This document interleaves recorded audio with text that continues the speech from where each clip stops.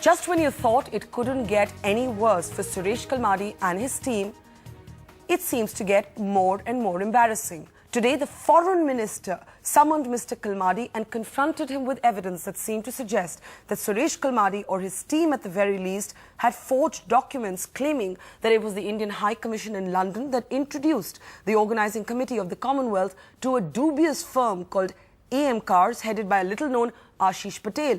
However, the Foreign Ministry confronted Mr. Kalmadi with their own version of these emails that made no mention of any such introduction. All this on a day when the government asked Suresh Kalmadi to sack his tainted aides.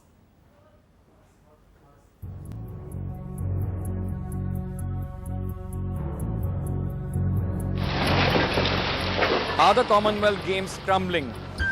Not because of the rains, not even because of allegations of poor building material or the absence of readiness, but under the weight of their own entrenched corruption. Suresh Kalmadi claimed the introduction came from India's High Commission in London. Is there an official communication from the Indian High Commission to you recommending AM Films and AM Cars? Yeah, AM Cars were there, but this AM Films is a sister company. Okay. So they have supported AM Cars. They said they are a good company. These are rates and they're using it for their various functions. So we went by that. Today, the Foreign Office said this was a lie, virtually accusing Commonwealth officials of doctoring the letter from the Indian High Commission. It released its own version of letters. So while the document released by Suresh Kalmadi's office claims that the High Commission's protocol officer wrote the approved vendors for transport are AM Car and Van and the chauffeur company, the letter with the Foreign Office claims that Sebastian made no mention of Ashish Patel's company, but merely informed the organising committee of the Commonwealth that the rates of the vendors that the Commission had. In other words, did Team Kalmadi forge the documents released into public domain? Kalmadi reacted by setting up a 3-member team to probe the allegations. Of course, the prices mentioned by you are or the other media channels and the newspapers, it seems unrealistic. But it is for the organizing committee, for the people involved in it, can explain things. But in London, the allegations around Ashish Patel continue to mount. NDTV has access to documents from the UK Registrar of Companies, which show Patel, the director of AM Films, resigned from his post a day after the company faced liquidation in July 2010.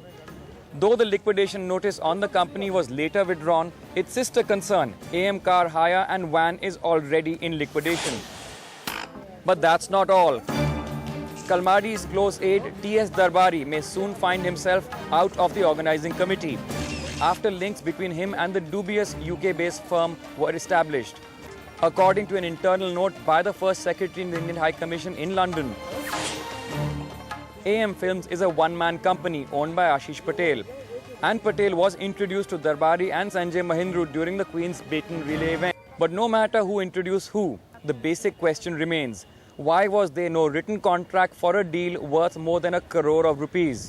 This entire payment to Ashish Patel seems to be done on a word of mouth, almost like we do with a Kinara store in our neighborhood. But the amounts of money involved, these are the Commonwealth Games, Mr. Kalmadi. Why was there no written contract? I told you that our budget was 13 crores.